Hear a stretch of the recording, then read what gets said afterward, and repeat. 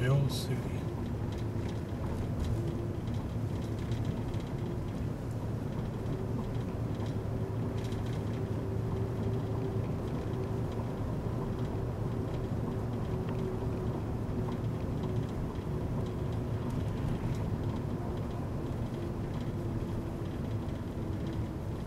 In 0.1 miles, arrive at Alpine Inn, on left.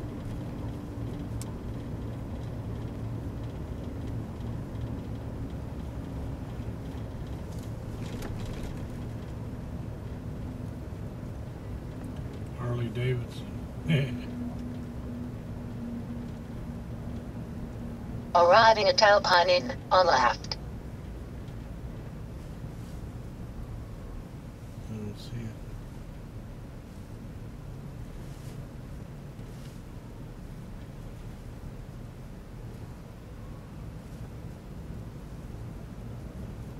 There it Oh, is there on it the is. corner.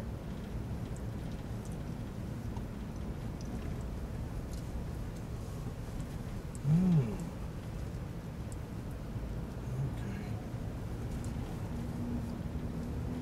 I have to do a U and come back. See if they got a menu.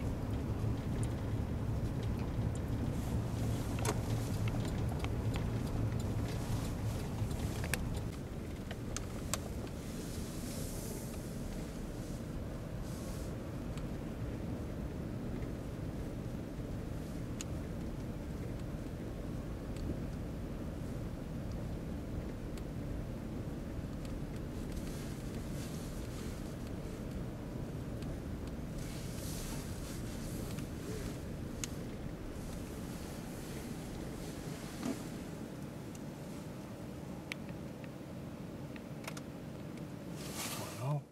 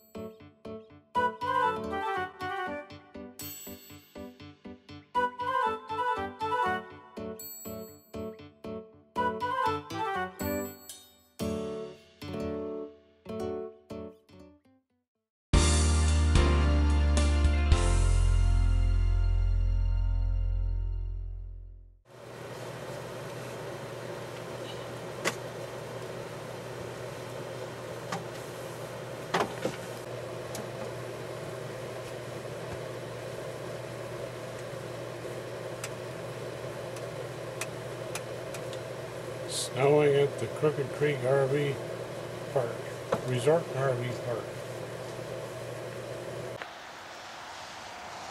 And it's snowing away on this fine October day at the Crooked Creek RV Park and Resort. There's a hotel back there for folks that want to stay there. And then we got some woods and hills and things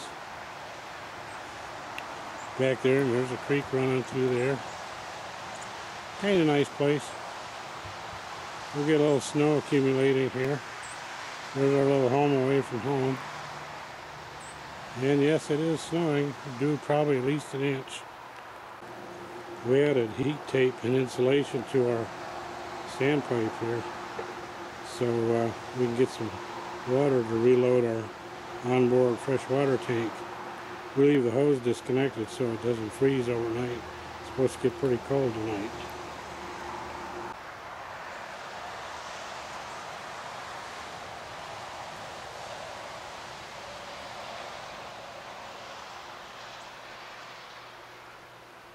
Coming across cross the Bighorns from time to time. In fact, the next round is in the northern Bighorns right now. But we have had a hefty band of snow right here in the Black Hills, the Central Hills and Southern Hills from Hill City to Custer. It is snowing rather heavily. In fact, the Custer Airport with just a quarter-mile visibility right now. The snow has been a little less intense up here around Lead and Deadwood, but you might get a little bit more as the evening wears on. Here in Rapid City, mainly just cloudy. We're in the 30s. You might see a snowflake. But then we start clearing out tomorrow. 20s early on, the high temperature back to 44. We'll take a look at who gets how much snow out of the night in just a few minutes. Eric?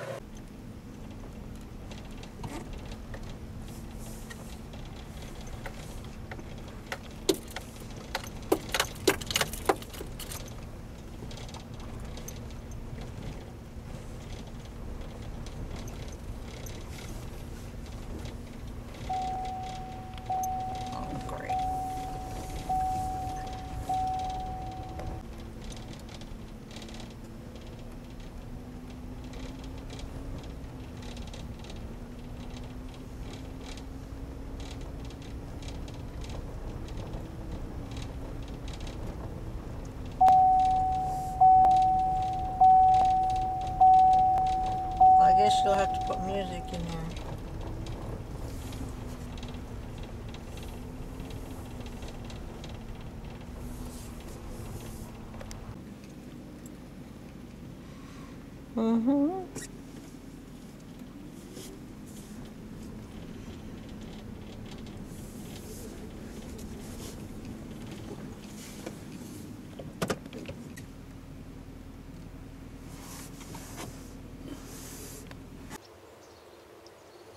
It's about 30 degrees right now. 9:20 in the morning, 9:21 or so. Beautiful day in the park.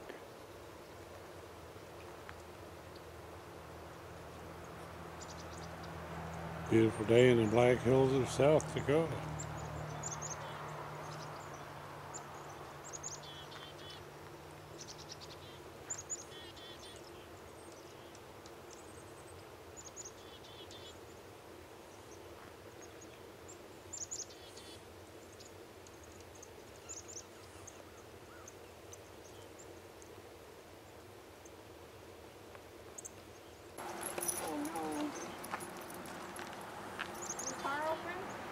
No? I need to get in there.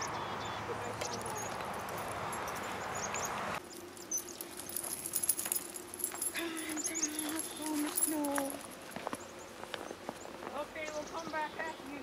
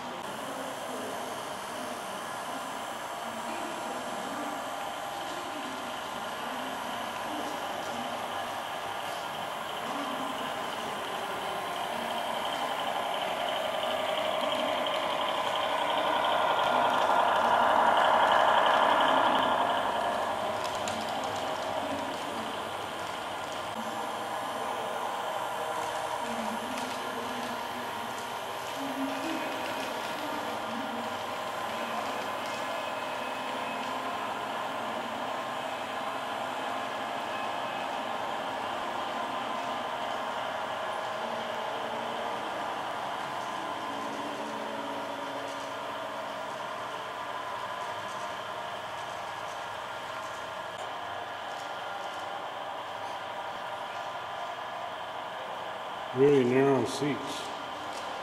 People must have been smaller back in the day.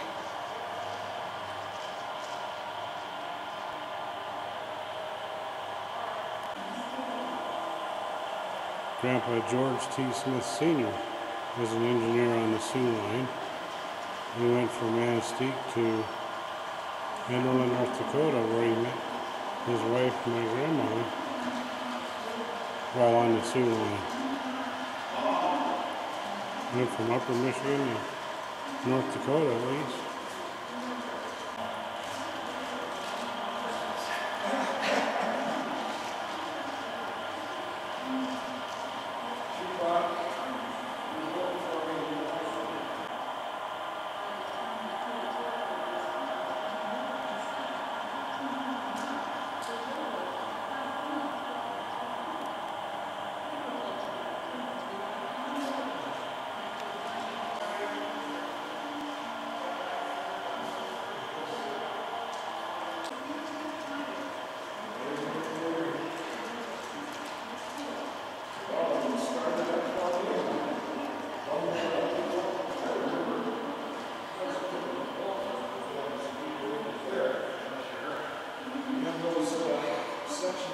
Got 3 rails here.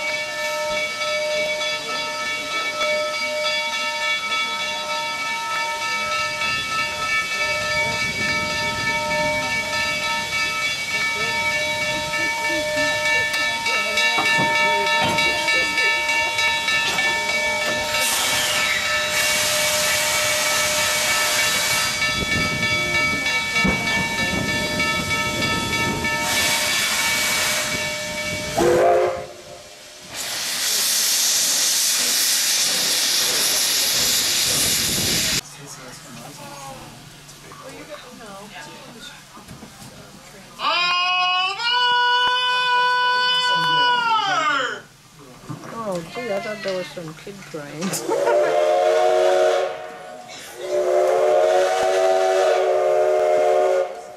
2 whistles. Now, folks who just got on, welcome aboard. We do have safety announcements for your train ride. We don't want anyone getting hurt. There's no smoking allowed and no moving now that we're moving. So sit back and enjoy the ride. My name's Colleen. I'll be your host. Your conductor is Ken. Our brakeman is Joe. Train starting, and I hear the bell. Now, you might find that folks are waving at you. Everybody loves to wave at the choo-choo.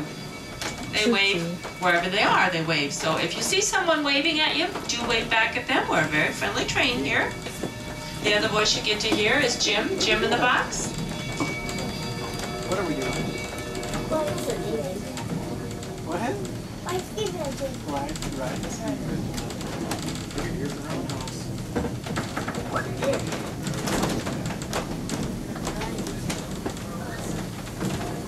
Oh, look at those train wheels.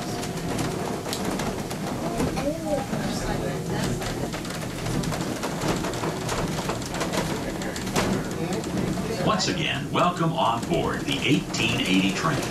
As the train pulls out of the station, look around at the granite peaks and thick ponderosa pine forests that surround you.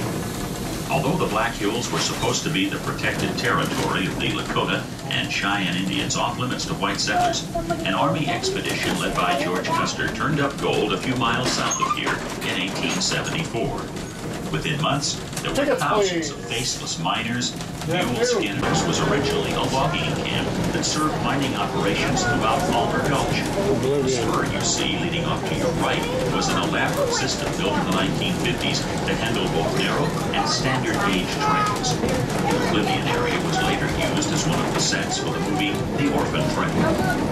The narrow gauge lines over there on the right. Like I said, it's the only piece of narrow gauge we have left at that time. Now, that Orphan Train movie is a movie about the children from the East traveling west on trains to find homes. There's also an episode of Gunsmoke filmed up here called Snow Train. Oblivion is about halfway. We'll get up here and level out, and now it's definitely downhill the rest of the way to Keystone. The next voice you get to hear is Rick Mills. Rick Mills is the curator of the South Dakota State Railroad Museum located in our train yard in Hill City. And Rick likes to talk to us about trains.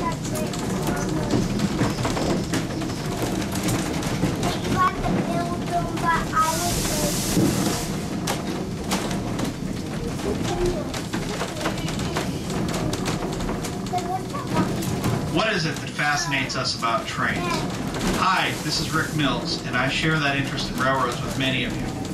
Did you grow up watching trains roll by like I did? Did you wonder where the people were traveling to on those passenger trains? I am sure that you counted the cars on long freight trains that rolled by, and wondered what was being hauled in the various cars. The railroads are a shared experience for us as Americans. Here in the Black Hills region, the railroads were the major catalyst for settlement, business, growth, and tourism over the past 125 years. The railroads brought my great-great-grandfather and his family to a homestead east of here along Lower Mountain Creek near Hermosa over a century ago. Many of our families share a similar story of homesteading in the West and riding on the rails. The trains hauled us to our new homes, the many tons of gold ore to the mill, goods from the catalog houses of the East, thousands of head of cattle to market, and even the dynamite over these very rails to Keystone to help carve Mount Rushmore. If you would like to learn more about the history of the railroads in the Black Hills, please ask your train host or hostess about the 1880 train guidebook, your complete reference to your trip on the 1880 train. After your ride on the train, visit the gift shops at either the Hill City or Keystone depots for more history books and gifts related to our common American experience, the railroad. The romance of the rails and its sense of adventure and nostalgia still attracts folks like yourself to the Black Hills. But these days it is to explore the Black Hills on this grand old train, the famous 1880 train.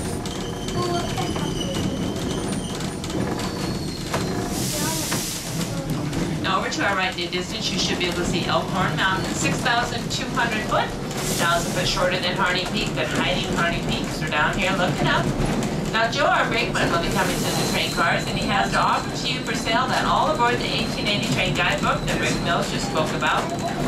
36 pages of information all about this train, the cars, the engines, the history of the Black Hills Central Railroad.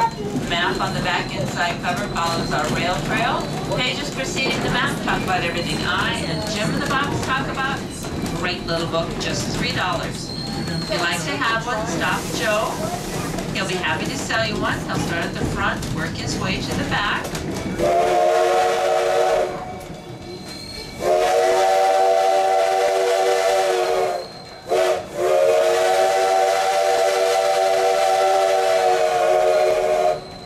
And once you get your book, you might notice on the front cover is Joe, the conductor that time. Yes, they change hats. And sometimes he's a conductor, not the brakeman. But if you'd like to autograph your book, he will. As long as you ask him. Here we are at the pleasant open meadow. Alpine Mountain on the right. Now if you can see this rock mountain from the air, it does take on the shape of an elk antler. Elk horn must be easier to say because we know elk do not have horns. They have antlers. But anyway, it's over there. This one? I don't know which one. I think this one does. We are the last one. Oh, please go that far. Stop, Jake. Stop where that says Black Hill. I gotta watch it. Shut up. Stop. Wait a minute. See. I gotta watch it. I gotta watch it. Hey.